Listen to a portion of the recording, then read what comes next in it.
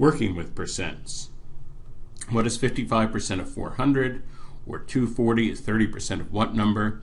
Now these could be test problems in and of themselves. They certainly would be things you might have to do in the context of a larger problem. So in this video I will show a few ways to tackle questions such as this. The first really big idea is percents as multipliers. The decimal form of a percent is called the multiplier for that percent. This is because we can simply multiply by this form to take a percent of the number.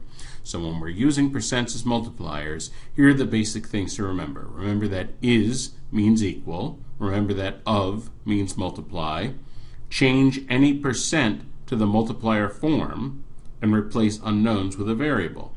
So for example, what is 80% of 200? The what, the unknown, that will be x, is, that becomes equal. 80%, that will become the multiplier, 0.8, and then we'll multiply that of times 200. So translating that sentence into math, we get 0.8 times 200, we multiply out, we get 160. Similarly, 240 is 30% of what number? 240 equals 0.3, 30% is 0.3 times, and then what number? X. So translating to math, and of course we divide, move the decimal place over, and divide out, we get 800.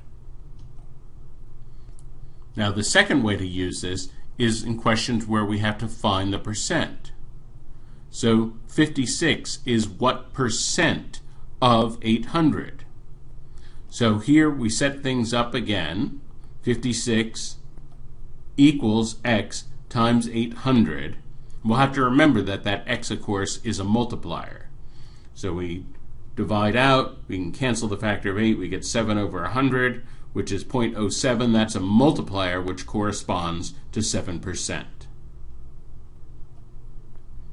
Finally, percents and fractions. Use this approach only if the percent is a very easy fraction. For example, 1/2 or 1/4. So if it's a very easy fraction, then sometimes it's easier to change things to a fraction. So we get the question, what is 75% of 280? Well, it's much easier just to remember 75%, that's 3/4. What's 3/4 of 280? Cancel the 4's, we get 3 times 70, which is 210. Here are some practice problems. So pause the video and practice these now. Here are the answers. So in summary, use percents as multipliers, that is their decimal form, and the method for solving the simple percent problems.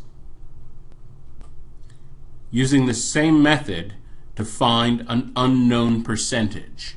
So there the unknown would be the percentage of itself. We'll get a decimal value. We'll have to remember that is the multiplier form, the decimal form of a percent. And then we can use certain fraction shortcuts for percents.